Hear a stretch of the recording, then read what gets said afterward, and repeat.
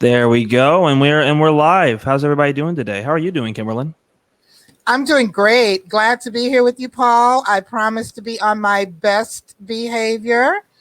I'm sure some So people are going to be very disappointed by that. I know, right? Mommy's watching us from Puerto Rico. Oh, that's right. If only. Buenos dias, Fallon. Buenos dias. Yeah, I hope someone is enjoying a good vacation time. I know, Um, right? I know, right? No rest for the weary. This is another in the Georgia Alliance for Social Justice's Decode the Debate series, and this one is going to be on special elections, which are going to be happening a lot and already do happen a lot and have been consequential. If you don't know, there's a new law that when you want to run for higher office, you have to resign your current position when you qualify. And that's going to create a whole lot of chain reactions. For instance, just this week, Butch Miller, Senate Pro Tem, announced that he was going to run for lieutenant governor. That opens up his seat. So now in Hall County, there's a county commissioner who's going to run for his Senate seat. And when she resigns in March to do that, to qualify, now there's an open, no incumbent in the seat county commission slot that someone could run for. So I'm glad that we're getting to talk about this.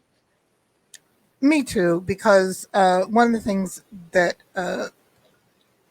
really blew my mind this year is how Georgians are going to the ballot box almost every other month.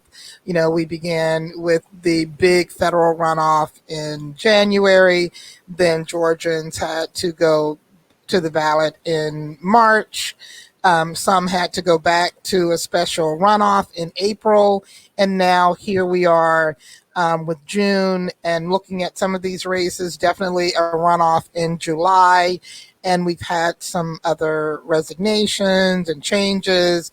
And unfortunately, some people to transition, which may trigger yet another special election coming into August qualifying for these municipals. So it's a lot. It's a lot.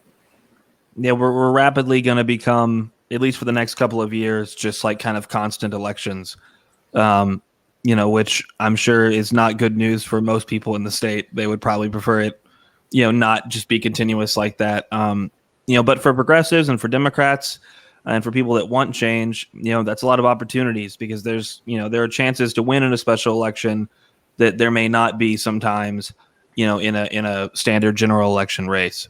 I And agree. you were telling me something pretty interesting, which was you think that COVID's playing a pretty big factor. Well, it is. And, when we talk about all of the different ways that COVID has impacted our lives, in the civic engagement arena, it has impacted us tremendously. Many of the deaths in the past year pushing and forcing these special elections have been from COVID.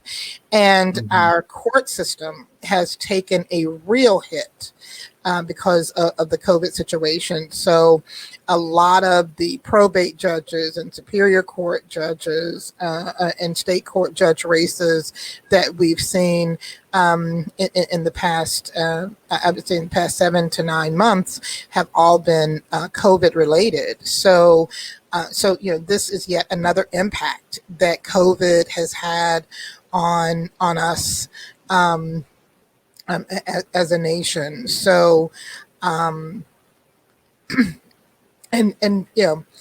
we're looking at people who, for all intents and purposes, are able to have a full term now because we had some people Right.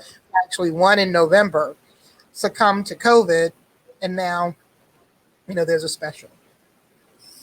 That makes sense. And so we've got a little, we've got a presentation here, courtesy of Kimberlyn's amazing presentation making abilities that I'm going to go ahead and throw up in here. We can kind of get into some of the specifics here. Yeah, but one of the things we are living in times, Paul, where it feels so heavy sometimes. It feels like we're Right. not winning. So, so I always try to start off with at least let's celebrate some of the wins, It's that really we've had. important. It really is. It really is important, and I think it helps to keep the electorate engaged when they know that all is not doomed, that we are winning in so many things. And so yesterday I got a chance to participate in an amazing webinar from the Georgia Justice Project about SB 105, which is a probation reform bill. And let me definitely bring forth the name of Marissa Dotson McCall. We speak her name, Ashe, a fierce pioneer and warrior of criminal justice reform, and all of these types of, as a matter of fact, two of these bills that we're talking about, she was, there at the forefront making that happen. Repealing that citizen's arrest law. She was, standing next to old Kemp when that was signed. She was a powerful force behind that. And I will let you tell us about the big win in the middle. So in the middle here, we just found out there's been, a lot of movement, activism around closing our detention centers, ending contracts with ICE. A lot of people probably know that we were able to elect 2 sheriffs in Gwinnett and Cobb that both followed through on promises to end 287G. The Gwinnett sheriff did day 1, and then in January, Greg Owens did in Cobb. And we have just found out that the Department of Homeland Security has ordered ICE to cut their contract with the Irwin County Detention Center. Yes. There was a lot of, based on the work of really amazing people and organizations like Southern Center for Human Rights and Asian Americans Advancing Justice, Sur Legal, a lot of people had already been able to get a lot of, especially the women detainees out, following what a lot of people remember was the forced hysterectomies that had occurred with a number of women. And just now we've learned that they're gonna cut that contract, and Irwin will be no more. And so our attention turns up to Stewart, up in Lumpkin, because a lot of people know that we made progress in some ways on immigration reform, but at the same time, deportations are actually up almost double under President Biden. And it's similar to some of the stuff that we used to see with President Obama, where you'd on a policy, you'd make progress, but then in sheer numbers, it would rise as some kind of trade-off. So we're trying to keep out there, but certainly I think everyone that's involved in those coalitions, the Somos South Georgia, Georgia Familias Unidas, and a lot of people should take, maybe not a victory lap, but should take a night and really celebrate that. I totally agree. I totally agree. Thank you for lifting, especially the women who were forced to have involuntary hysterectomies. It is so important that that place closed. And you're right. It's the amazing work of people on the ground. People continuing to use their voices, speaking truth to power. We cannot fall into a lullaby, even though we have had a lot of great surprises with this Biden administration. And I think that Joe Biden has proven himself to be far more formidable than some may have assumed. But that does not mean that we don't continue to keep the pressure there, that we don't continue to speak truth to power, and to make sure that that liberation is not something that is for some, but for all. Right. And I'll also point out that I think a lot of what happened with Irwin was possible because of increased courage in speaking up from former detainees. A lot of these organizations have been doing it for a while, but we saw consistently detainees willing to step up and put their names out there and talk about what happened to them. Yes, that was so incredible. That I think they were on Rachel Maddow's Hmm. show a couple of nights. So absolutely, I couldn't I couldn't agree more. I couldn't agree more. And so yes, we have to celebrate these wins, and we have to keep the pressure on. There's no vacation from the struggle.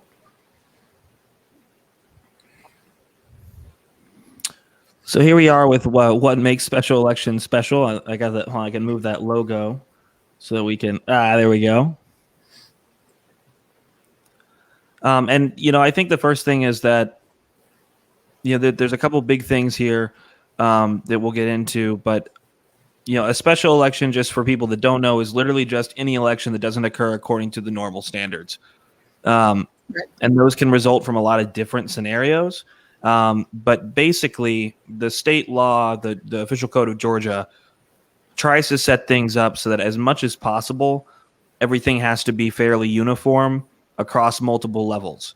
It tries to simplify the process, but now we're seeing kind of more and more of scenarios, especially as we have a much older population of incumbents, a Absolutely. pandemic coming through.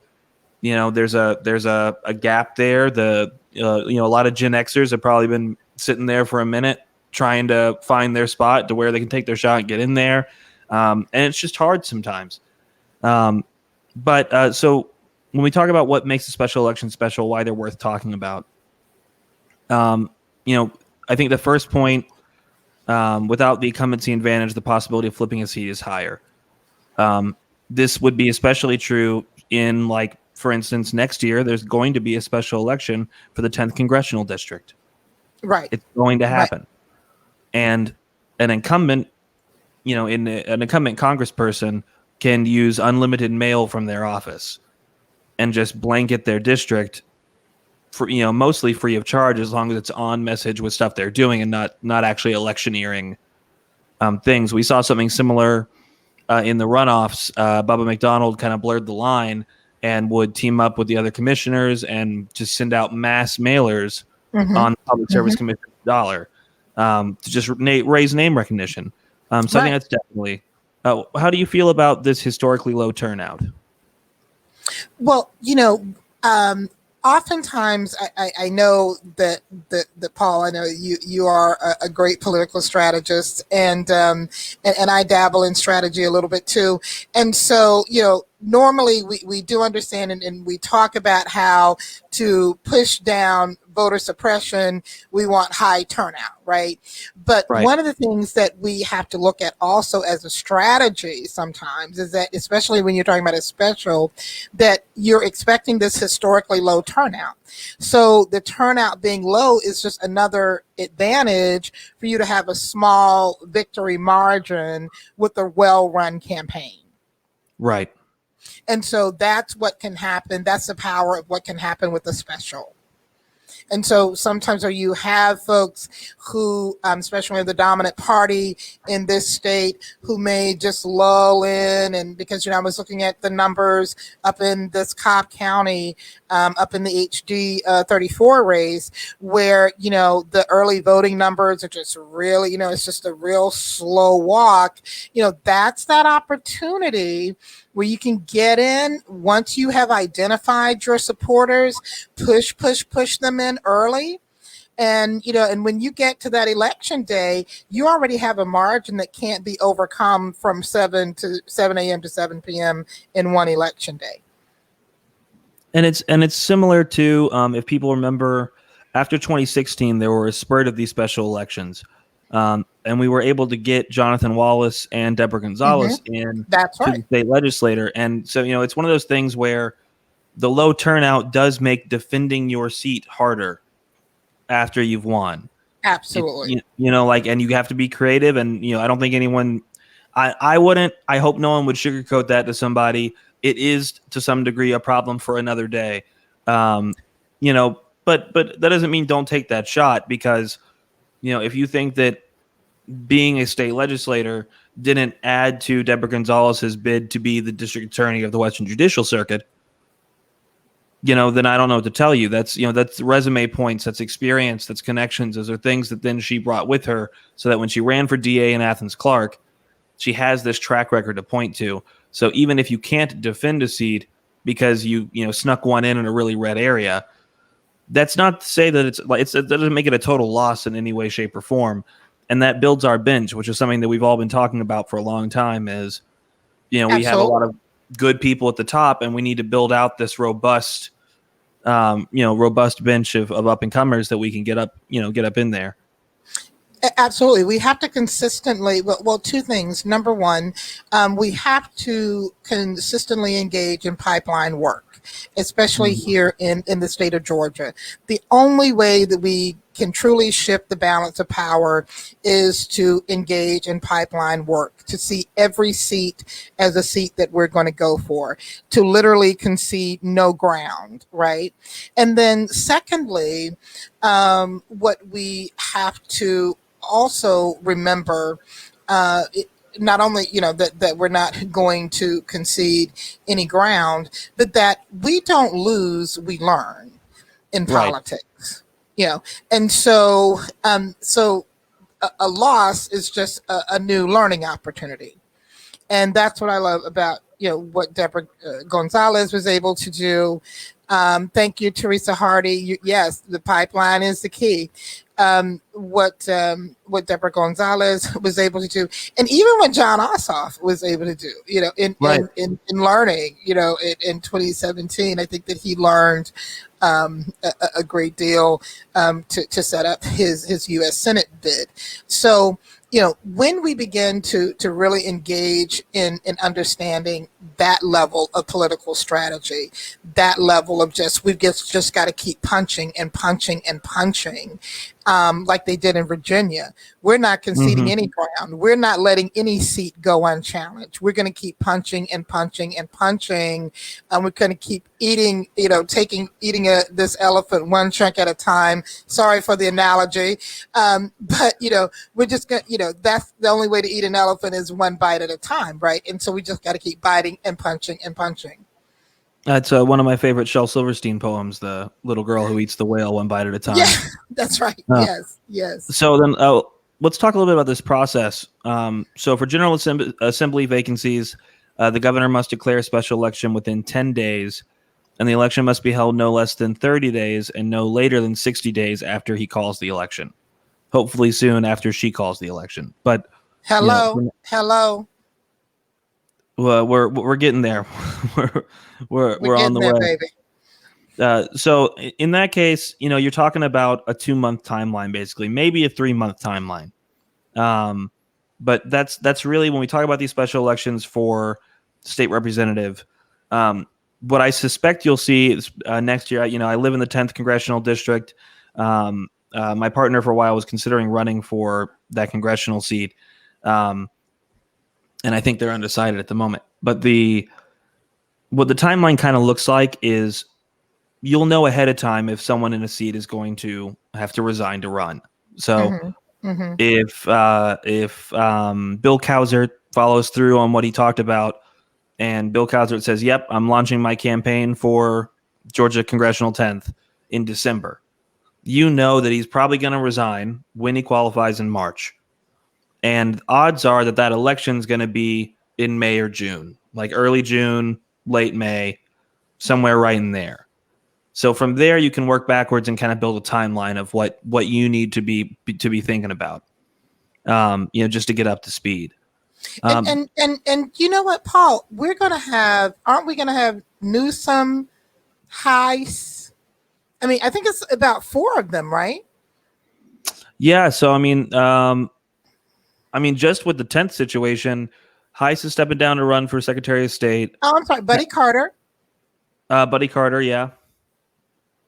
And then, it wouldn't surprise me to see more. Newsom. Yeah, I'm saying we're talking about probably 4 congressional seats that will end up with pushing a special without an incumbency advantage. Right. And it's important, I think it's important that we contest all of those. You just never know. win a region when the people in a region are ready and have been waiting sometimes. But also you got to think about those trickle downs, So it's like, Buddy Carter steps up, that opens that up. That means there's probably going to be 2 elections. There's going to be one election to fill out the remainder of their term and one election for the next term. Sometimes they are able to combine those basically so that you really only vote once, one time at the polls. But those are 2 opportunities there. So if someone runs for, that special election, they build up name recognition, they get a couple thousand donors. And then when that's done, all of a sudden you turn around and there's another election coming right up for these seats that they just vacated. Right. Yeah. Right. So like that's a real, you talk about pipeline work, like that's a real opportunity for us to, bring regions together and build those kind of machines that we've been lacking.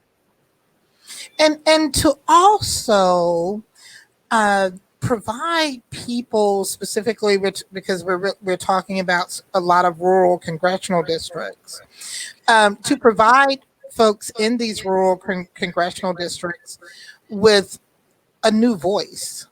Right. And with some real opportunity for progress. I was in a conversation earlier this morning where, we were talking about the redistricting and how the 2nd Congressional District, my good friend, Congressman Sanford Bishop, there's a 12% decrease in population in the 2nd, and then right next door in the 8th Congressional District with Austin Scott, there's an 8% decrease. And so, you and I travel all these back roads and rural roads to Georgia. We know you run through some of these small towns. You think that the town is empty because it's a certain time of day. No, the town is empty because it's less than 2,000 people living in the whole town. And some of these counties, for some of these counties as well.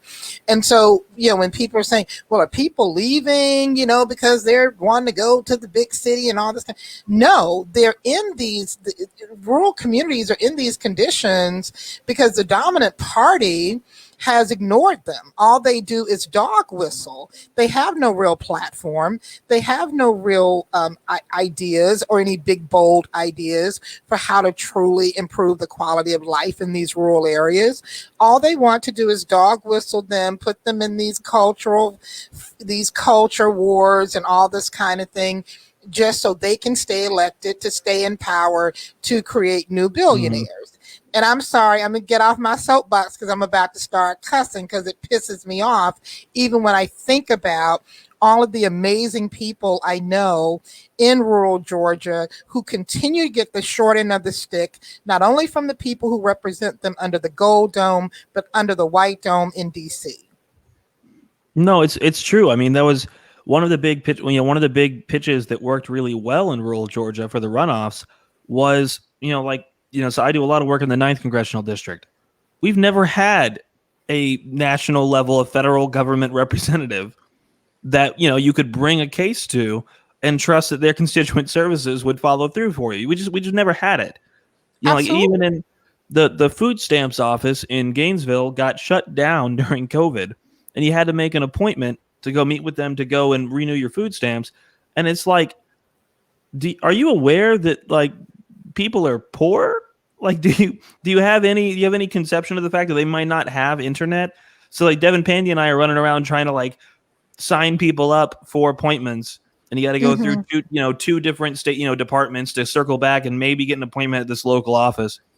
And I mean it's a real opportunity to build kind of our platform. And also, when you look at those Republicans in those areas, even on the county level, the places where they are strongest are the places where they actually try things.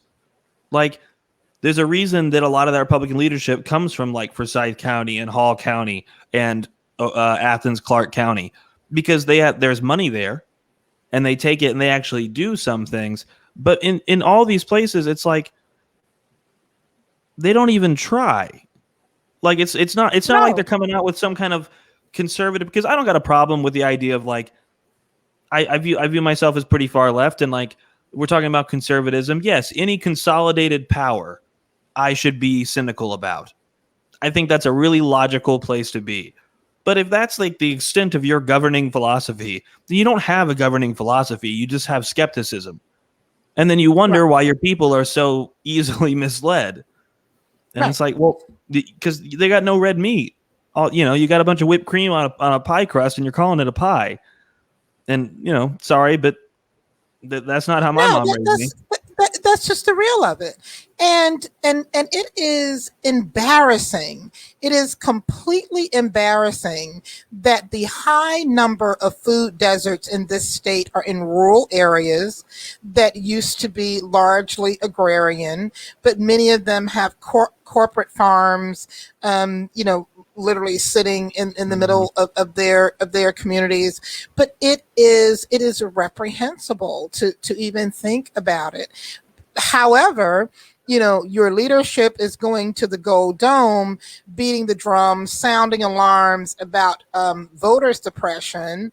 And we can just imagine that 2022 is going to be filled with all kinds of nonsense about CRT, trans kids bills, probably new abortion bills. I'm even expecting some new voter suppression bills. They may gild the lily on some of this other Oh, ridiculous stuff yeah. that they weren't able to do. So you're talking about a wacko session that's about to come up. I mean, every harebrained, ridiculous theory that they're going with now, we can expect at this legislative session. I mean, what, last year they were mad at Mr. Potato Head. Hell, next year it may be Gumby or Elmo. We don't know. But this is what we get from this GQP party. And and using things, the woke culture and all this kind of thing, it's going to be nothing but foolishness. And while I'm talking about foolishness, let's just talk about this little Brad riffraff while we got about 5 minutes. Now, I kept telling people that this here Brad riff raff, that's what I said, was full of it and was only playing to the cameras for as long as the cameras were rolling and the big lights were on. Well, Mhm. here he is, siding up with this audit to happen on the 2020 election results in Fulton County, similar Yep. to what's happening out in Maricopa County in Arizona. Now, Biden won by 200,000 plus votes in Fulton County. And these fools are getting ready to be doing one of these audits. I mean, are you serious? Are It you serious? it's a shame that they're so opposed to funding the arts because they really miss their calling. Oh, I totally agree. It really is. And that's, we all know what happened. What happened was that Brian Kemp turned to Riff Raff and said, "We can't steal two elections in a row. If we do that, we can't steal the next one. We got to get a clean one in the middle." And Right. now they have to defend themselves to their base for running a clean election, which should tell you all you need to know. But yeah, It should tell us all we need to know. That's right. That's right. All right. I'm sorry. I'm sorry. no, just so we can But hit it's some of going to be these. interesting. It's going to be interesting to see what happens because he, of course, announced the other day. Well, of course, I'm running for my seat again. So now, we truly understand why he's dog whistling the Fulton County, recount. Haven't heard from Tubby, Gabe Sterling lately. Since the cameras and the lights went down on talking to him. But the secretaries, I think all the races on their side for 2022 are going to be very, very interesting. Absolutely. And then Teresa, just to she asked, do we have people in the pipeline for these open seats? I would say right now, no. I think right now we are kind of working on getting the pipeline set up. I know that we're working on it in the 9th and the 10th. In the second, I know there's a ton of good people down there that probably have ideas, but I don't know where they are in their work. And then in the first is going to be really important as well. That is probably this. It's probably tied with the 10th as kind of the most winnable of the other districts as they are now. But remember, these will all be new maps. All new maps. All new maps. So it is kind of a catch-22 where, if you are someone that needs to, not many people know you, maybe, you're not from the area, you're not a elected official already, then you kind of want to get out there early, but you got to be prepared for the fact that, like, you might not live in your district come December. Now, for Congress, you can still run, but they're gonna plow you with that till the cows come home. If not. So getting into some of this, like, special elections are generally prompted by one of a few things. So now what's probably going to be the most common is the resign to run. We're going to see that all over. There's also promotion/new position. So Kimberlyn referenced Ossoff's congressional run. That happened because Tom Price was appointed Secretary of Health and Human Services in the inaugural Trump cabinet. Exactly. And then even in 156, he's going over to the transportation board. And I can't remember where is Bert going? I think Bert is going somewhere too, isn't he? Bert Reeves. I think he got some type of new appointment or something like that too. So yeah, he is the vice president for Institute Relations, joining Georgia Tech. That's it. Okay. And then, of course, there's death. COVID's there in parentheses because, we've seen a lot of that, especially in these municipal. There's something to be said for living somewhere where the majority of adults try and get vaccinated. Hello? Don't like to – I'm not trying to speak ill of anybody. It's still sad, but there's also retirement, which, does happen sometimes. I know that many politicians don't – they want to keep going until the end of time, and there's illness. I'm sure at some point, speaking of retirement, that the whatever becomes of the 13th will be interesting because David Scott's getting up there, and I'm sure still has plenty of life in him, but also there does come a point where people start looking at those options. Sure. I mean, I know that Mickey Stevens over in Savannah, I think that the press reported a statement that he made incorrectly. And so I think it was 4 or 5 people already lined up to run for his seat because, we thought he was doing a retirement announcement because of illness. But definitely, we will be seeing some of that. So moving on, we're looking at this is the June 15th special election calendar. And if you could, Paul, just go over right quick. I know that on the slide we talked about the process, but if you could just once again reiterate to people that, that a special happens, the term is not over. It's not even close to a general, and we've even seen what can happen there with this Brian Kemp. I mean, even how he handled the whole Isaacson stepping down because of illness, playing around with that. So it's with this guy, you just don't know which way he's going to go. But it is important to note, though, that our Secretary of State still maintains dates to accommodate specials, throughout the year in the event of something that happens, and that these special elections come with the voter registration deadline. There is an absentee voting timeline and an early voting timeline that goes with them as well. Right, and so I guess the important conversation I have with this is that it's a normal part of. I'm not saying that it's a good part or a bad part. I'm not putting a qualifier on this, but it is normal for people to play politics with these kind of situations. And so typically what you'll see it's nowhere near the general election. He has to call a special election. But if they do it in a certain way, the governor could just appoint someone. The problem is when the governor wants to appoint someone that everyone else doesn't want to appoint.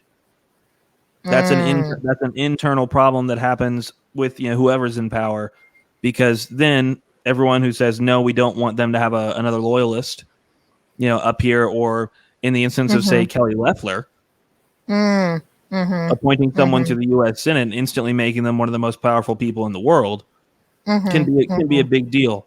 And it's a risky move for the governor sometimes because it inflames tensions within your party, depending on who you choose. And that's, that situation, people were gearing up. People were talking about Jason Carter's going to go again. There was talk about Stacey. It was talk about all these people that were like going to be ready for that seat when it happened.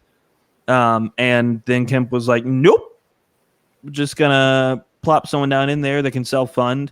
And Kemp, to his credit, I think, saw that they were losing ground in the metro and really wanted to pick someone that would, Doug Collins wanted that. Absolutely. I mean, would have given his left leg for it. Doug Collins turned down being head of the national intelligence to run for that because he felt so slighted by Kemp in doing that. And like you really gotta want something to turn something down like that. Another example that I think is worth bringing up is filling John Lewis's seat. When the congressman passed, then I think there was probably a pretty reasonable expectation from the governor that he needed to be completely hands off from this. And so it was, y'all take care of this. Y'all do what you're going to do, because there's already a lot of elections. We can have the elections, those are on the normal dates, but I need to make sure that I get away from this. And so then that switched over, because whoever's party it is, when it's on that level, when it hits that federal level with, I think, Congress, their party gets to decide kind of that nominating process. Yes. Which is not the most democratic, but does ensure that you're not going to like get some just random person who doesn't care stepping into John Lewis's shoes. Right. So moving, and I guess the other thing about that is that Brian Kemp also was responsible. Deborah Gonzalez had to sue him and take that to the Georgia Supreme Court to be able to run in her election for DA, because he said he was going to do an appointee and he was going to put someone there, and then he missed the deadline and didn't do it, and then kept saying, no, there's not going to be an election, I'm going to appoint someone, even though it had been way over time already. And so she had to sue and take it to the Georgia Supreme Court, which unanimously ruled that she was right, that then allowed the election to happen. And then they did what they do a lot. They got controlled opposition. They had a fake Democrat running that split the vote and forced her into a runoff again. So, I mean, like in terms of special elections, I don't know that anyone in Georgia has more experience with them than Deborah. But it is it's wild out there. And it's important also to make sure you have some legal people in your corner that can follow up on things for you, because we're not all lawyers and we don't know. I can't do that. Absolutely. And someone with some fight in them too. You gotta have some heart, especially when you're running up against these folks in the dominant party, because they are protecting a lot of things. And we don't talk about that enough, Paul, that it's not just about protecting the party, but it's also about protecting the status quo. And then as we go and we drive deeper into what is really going on, then we run into white supremacy. And so you have you got to have some fight in you, and you have to truly understand how power operates, how it manipulates, and you know, and how it and how it runs systemically in the veins of these institutions. And that's what I love so much about Deborah Gonzalez, is the fight in her, right? And so yeah, but but you know, it's amazing. It is absolutely amazing. And when I was every time I think about her, I think about just once again, we have to, as a party, as progressives, as a movement, everything, we've got to get more heart about these fights. Yep. We got to be there. Yeah, because right now, you know, we just saw where the U.S. Senate, you know, just did a counter offer on the infrastructure bill.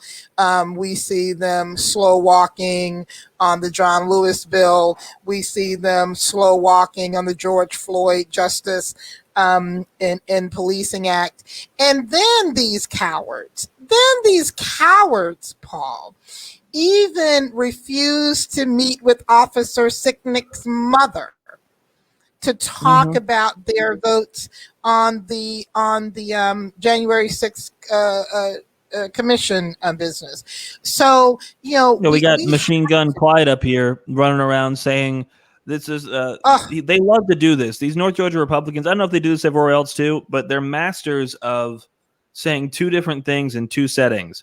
And so he goes out and he makes comments about how these are just tourists, because he knows it's going to inflame people and he's going to fundraise. I'm so glad you brought up Clyde the clown. My friends all over the nation were texting me about this clown. I was like, yes, you know, it was like one of those things. You know, I don't know if you've ever watched Jerry Springer, and you know, and Jerry's, you know, has brought out like 3 different mistresses and 8 baby mamas, and he's like, do you still want this man? And she, you know, and the lady, yes, he's my man. I mean, so I just had to be like, yes, child, Clyde is in Georgia. I just had to just go, yeah, I can't do nothing about it. I don't live in his damn district. Oh, I'm sorry, Fallon. But yes, this nut is in Georgia talking about these folks they're just tourists. They're tourists. And what people don't ever realize is that at the same time he's doing that, he's writing op-eds to all of our local papers that are much more reasonable. Like, yes, we saw things get out of hand with this or this, but on the whole, it was just, and you know, they love to do this two level thing and just say dumb stuff out there. Because they know that they're going to be able to fundraise off it. It's a fight for who's going to get. I mean, speaking of, I'm expecting my first kid in a couple months. It's a fight for who gets to continue to suck at the teat of Donald Trump for that fundraising money. Well, that's what it is, and you know, we got to know that, but we can't afford to let off. And one more thing to your point about layers.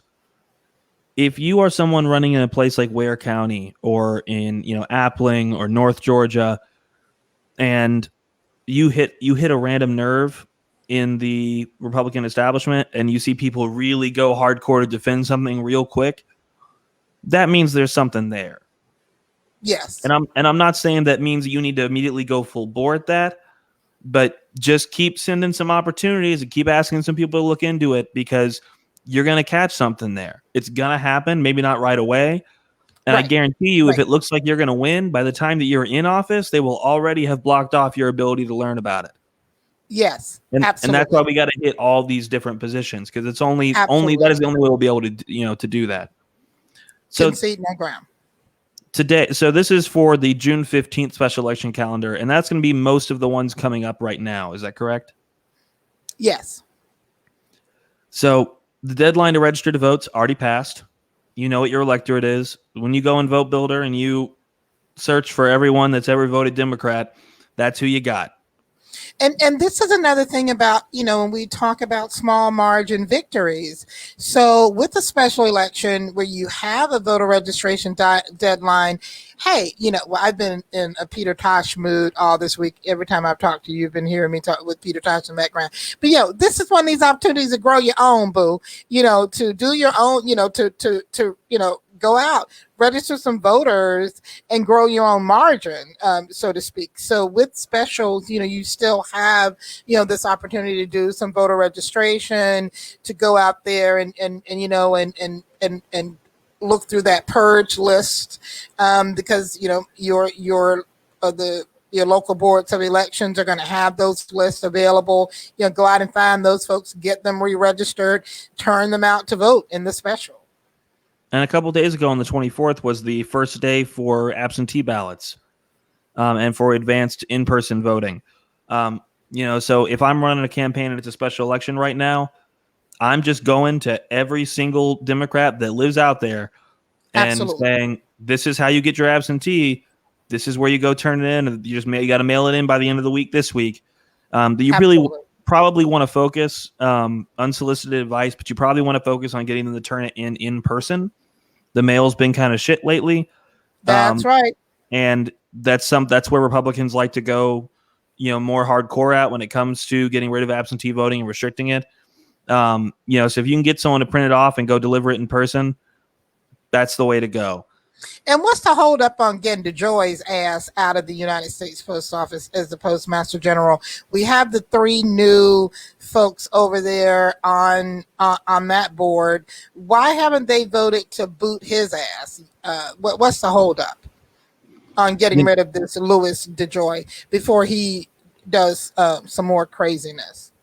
That guy has to go. That guy's got to go. We've been hearing the union talk about it for a minute.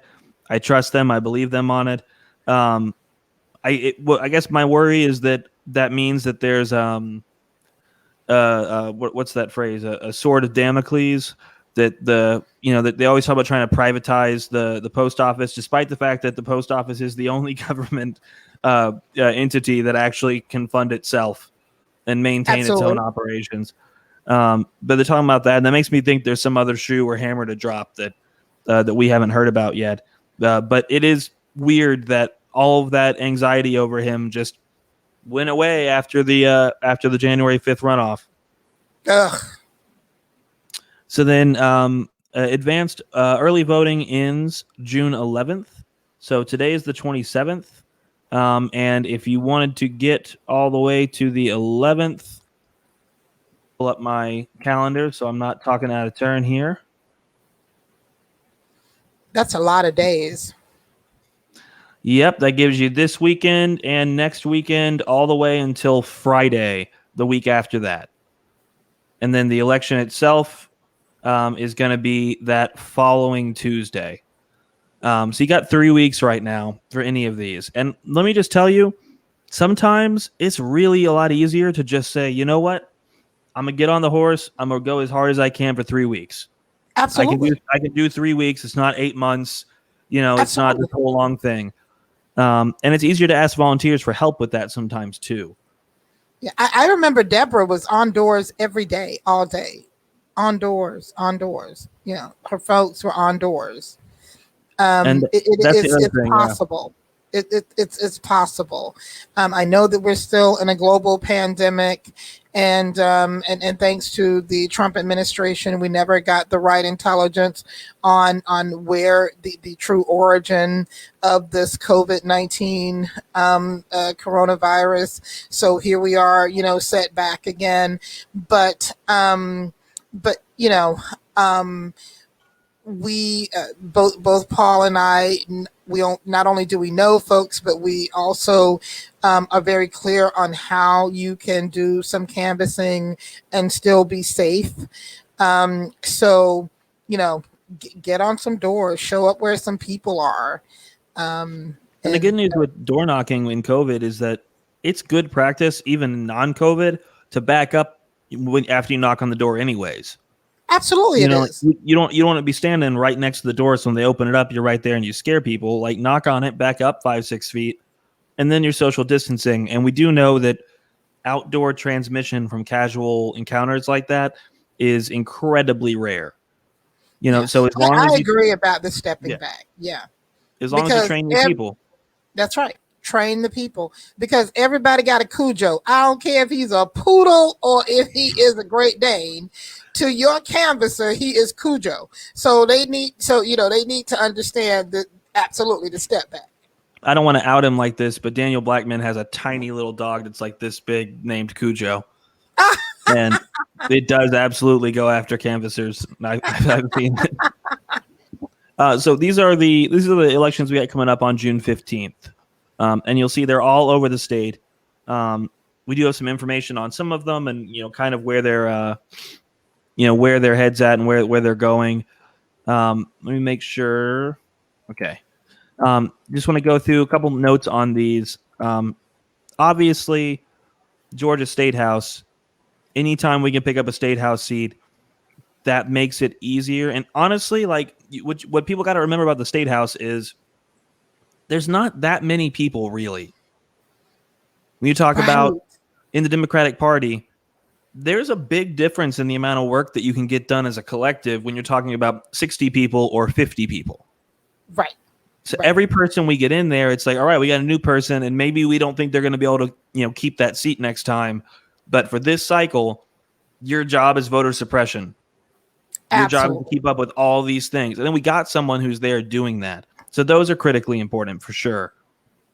And then the other ones that I really wanted to point out are the 2 judicial and the Henry County Commissioner. Folks, it's really rare for an incumbent judge to lose. Yes. They're nonpartisan races. Yes. So once you get someone in there, the next time people come around to it, only the people that are really paying attention are going to know whether they were affiliated with a party beforehand. Everyone else that shows up on the ballot is going to look at that, and they're going to see incumbent, that's the person, and you have a real advantage there. It's not like the House districts. And a probate judge and a magistrate judge, those are really important positions for a lot of things. Magistrate court handles evictions. Hello. So if you're out there if you're in a county like here in Athens, Clarke County, they're trying to create a program modeled after Gwinnett's called Project Reset to keep people in their homes. And you have to work with the magistrate court in order to do that. Absolutely. And, you want also, when we're trying, we just talked about that victory we had, there's a probation law now in effect where if you are up to date and good for 3 years, then you can get off probation. You still got to convince a judge to let the DA do that. You still have to convince the judge. Right. And the problem is it has to be the same judge that sentenced the person. So maybe, in Rockdale County, maybe that probate judge isn't going to help a lot of the people that are there right now. But every case that comes forward after that, we keep them in there for 3 years. We handle their business, and then we can get them off probation.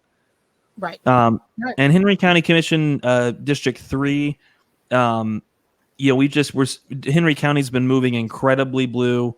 Yes. They've been doing a lot of work down there. And it's just, you got to have a majority on those commissions, to be able to pass budgets that include programs that are going to get people excited about being involved. And that's the one that we'll see. Absolutely. And also, these county commissions, remember, they're dealing with the sheriff's budget. So when we're talking about how we want more equitable fund placement in our communities, where we are funding law enforcement, but our communities aren't any safer, right? Where we're talking about our kids don't have anything to do. We just see them just walking in the street looking at their phones. Well, our county commissions are the ones who are funding programs in these recreation departments, right? Mm-hmm. So those things are, like you said, it's just really, really important. And we know that Randolph County seems to be a lightning rod for all, for voter suppression, for things where we're, looking at things like they're happening in 1955. So anytime we're always looking down there. And school board.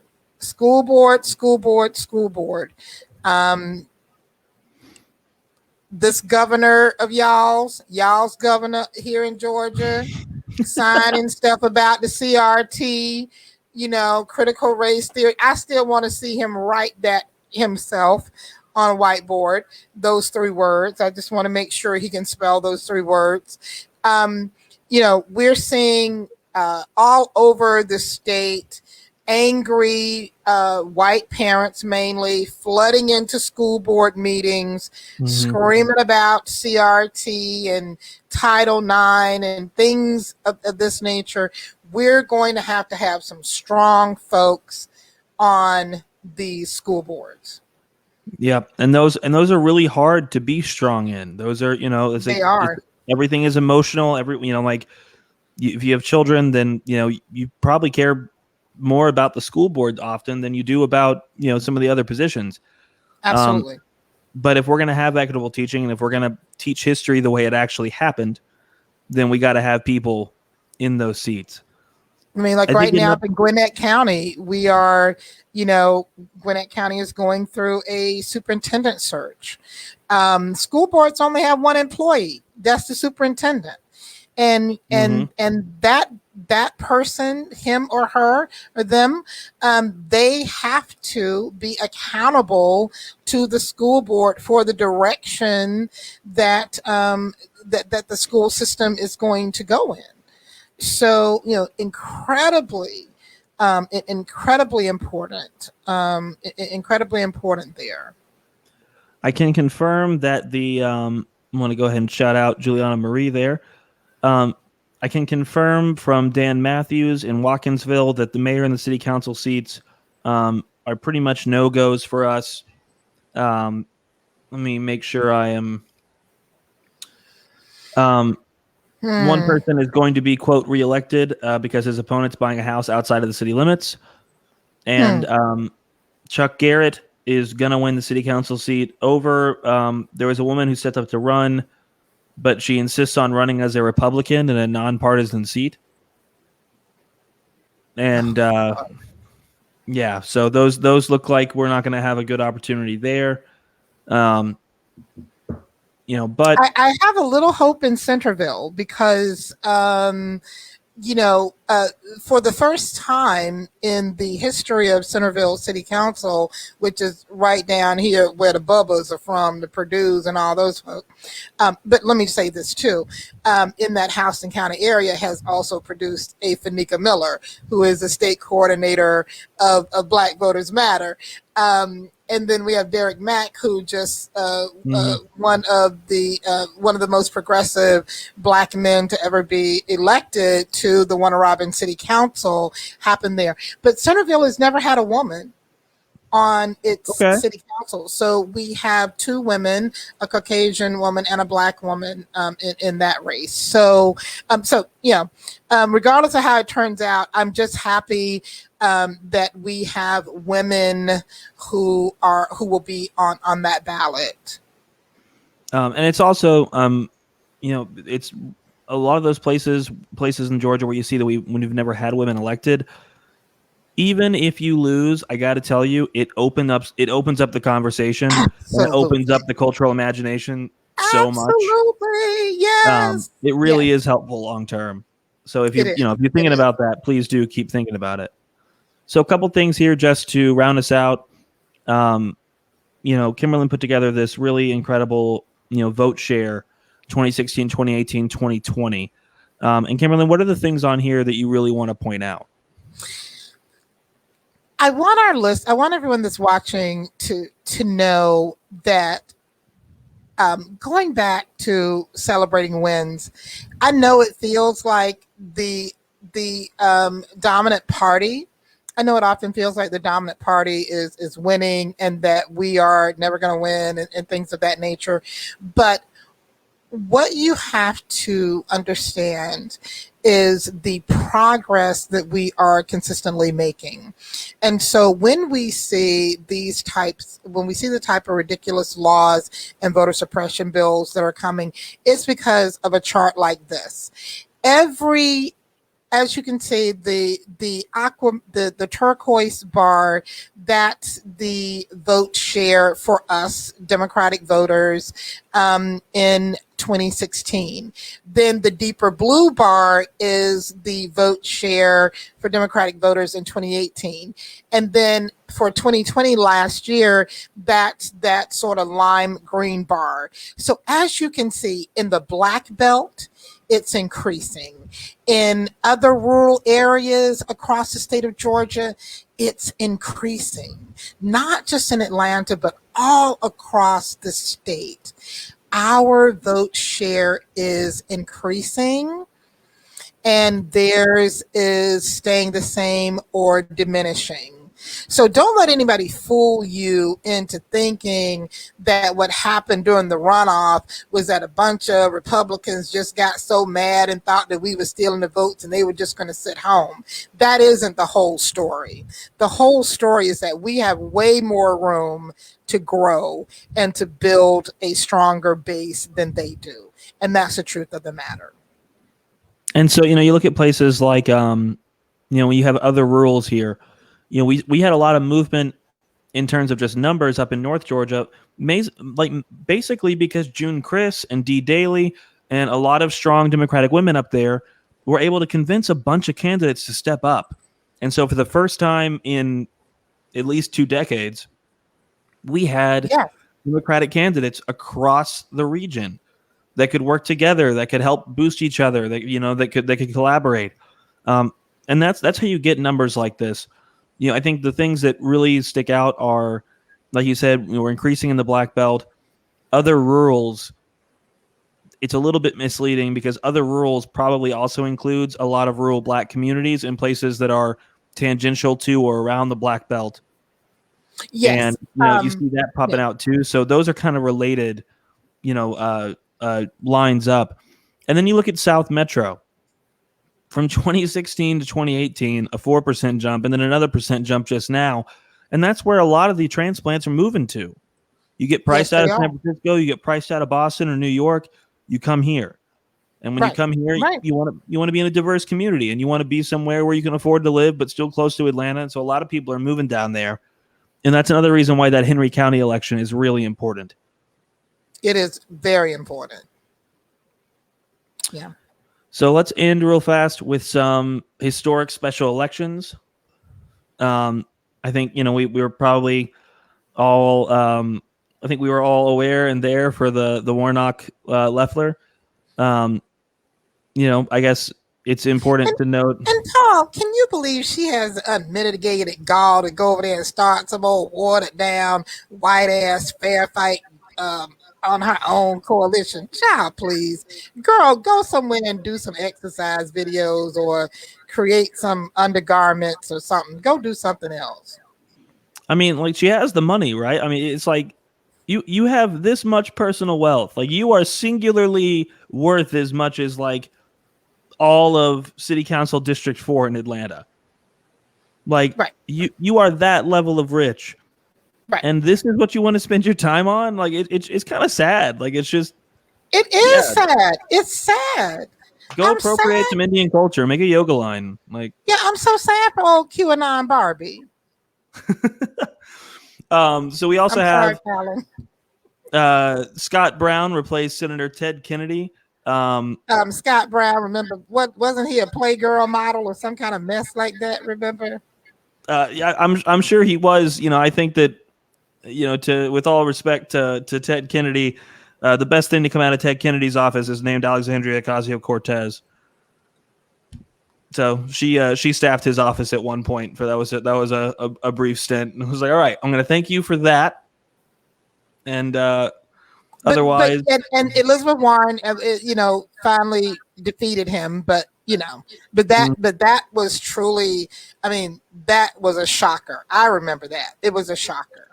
Yeah. And something else, just because you mentioned that brings it up. People want to know why these elections are important. These elections are how we keep the narrative going that Georgia is here to stay as a swing state, and also that you're not stopping this momentum. Right. So we get a couple good wins at municipal and a couple good special election wins. and we can go out and say, see, we're still on our crap. We're still getting our stuff done. Absolutely. Congresswoman Katie Hill flipped a 17-term Republican congressional district. Where was that at? I'm not familiar with Katie Hill. That's California. I'm sorry, that's the California 25 that Mike Sanchez won back, but she flipped it, and she was one of our losses in 2020. And once again, we've got to do about, hey, Nancy and Stinny and Jimmy, if you're listening, you dropped the ball on protecting seats last year because you were so enthralled in Trumpism. So, we've got to keep our eyes on the ball. We have to protect seats, win seats, and keep the pipeline thriving. It's a three-pronged game. Yeah, I mean, Mayor Bottoms is, now our voter suppression protection person for the DNC. No comment. My only comment is that part of your purview? Is that something you can be going and helping out with? Because I haven't seen any track record on the subject otherwise. I'm turning my lights out, Paul. Lights out for me on that. So, and then of course, Ossoff 2017 6th Congressional. If people don't remember, that was the most expensive House race in history to that point. Absolutely. And, there had been a couple. I was working in Long Island for a state senator right after the election, and there was a woman out there that flipped a seat that was a progressive in a traditional Republican stronghold in Long Island. There was a couple small ones, but that was the first, big focal point, lightning rod. And the groundwork just really hadn't been laid. I mean, that was the first time that we really saw, a real concerted regional effort on behalf of a Dem candidate down here. It was. Absolutely. And I think that more than anything, besides teaching him how to run a race that big, the amount of good people that came through that process and were like, yep, you know what? We know what it takes. We can do it. We're ready to do the work. That's right. We're still feeling that. And that kind of building the pipeline. And then, of course, Deborah Gonzalez, who, had to run, and then there wasn't going to be an election, and then had to sue, and then won the right to the election, and, the fake Democrat, and then had to go to a runoff. And that was December 2nd. And that's another one, right? So it's like there had never been a runoff that Democrats had won here in God knows how long. Right. And so we get to December 2nd, and it's, it was not even before then. It's like in between that whole month of November, there's like 5 of us running around like crazy people going, we have to get Deborah in that seat. Yes. so that we can show people that, yeah, we can do this. This is, we know how to do this. This is winnable. Like, let's get a win in so that people feel that momentum and we can keep going. But we gotta have to, be able to do that year round and not just in the most consequential election of, the last 20 years. I couldn't agree more. I couldn't agree more. And, and when we talk about voter confidence, it's nothing like a win to really give voters, that just, just that huge boost of confidence. So, well, and that's, just to round it out here, there are still probably 100, 200, 300,000 Democrats in this state that don't vote because they don't think it's going to matter. Yes, I agree. And those are people, if you live in an area where there hasn't been a Democratic candidate, the first step to building your county party back up is to run people, to get those people involved, and to reassert some faith and confidence in them. And you want to make sure when you're running, you've got some kind of smaller organizing goals that you can hit and work and meet so that they can take some victories out of it. But that right there, that those people, even if there's 100,000 of them, that's enough. That could be enough to win, the governorship next year. And Paul, I'm so glad that you talked about the influence that county parties have on the pipeline work. And so, there has to be a mindset shift in how county parties, operate. We don't want you just activated in the gubernatorial year, just activated in the presidential year. You are the closest to the problems in your local areas, so you are closest to the solutions, and you are closer to finding the people who can who can run and win and be in place to make those solutions happen for people. So I'm so glad that you said that, because it is definitely, one of those missing components. You just can't just show up to the meetings just to do the meeting and, and not be engaged in the pipeline work, not being engaged in looking at the what is the political landscape in your county. Do you know the top Democratic vote getter precinct in the county? Is there do you have precinct captains? Do you have people who are in the community in certain geographic precinct areas that you can always count on? And then last and certainly not least, when it comes to these election boards, don't forget SB 202, is a law. It's out there. While we have a Secretary of State, elections are largely or primarily locally managed and locally handled. So who you elect to send to represent the party on your county's election boards, if y'all still have one, thanks to SB 282, but if you still have that going on, you have to make sure that you have the right person that's going over there, and not someone that's just going to fall in line just to be with the status quo. Because guess what? Just like we just mentioned that the only employee that the school board has is a superintendent. Well, the elections board supervisor or manager reports to the elections board. Absolutely. And they're only going to increase those shenanigans. In Hall County, the elections director just settled a lawsuit that the elections board filed against the county because the county was trying to take over. So even in these very deep Republican places, there is tension there. That is an That's argument right. that can be had. You can't say local control out of one side of your neck and then want to control these people. Control things locally out of the other side of your neck. You just can't continue to do that. And the biggest thing is that no one has approached that price tag. When they get to the price tag, all of a sudden it's a whole different thing. And now you got to go over to the county commissioners and beg them for some more money. And folks are going to be looking at, no, you better have some money for these potholes. Right. You better have some money, to clean up these soft shoulders, not going over here about elections. So it's going to it's going to be a lot of heavy impact, and these special elections cost them. These special elections are not without a price tag. It all it costs them. So all of these local boards of elections also try to have line items to cover special elections in the event of their occurrence. So it's expensive. It's expensive. And it's expensive. Yeah. That's actually why Daniel Blackman's runoff got moved onto January 5th, was because in all of the the short amount of time that he had, the Secretary of State's like, I can't leave this to these every 159 boards of elections because any one of them screws up and it's my ass. So then he moved it so that he could save the money and put it all on one ballot, and that happens. This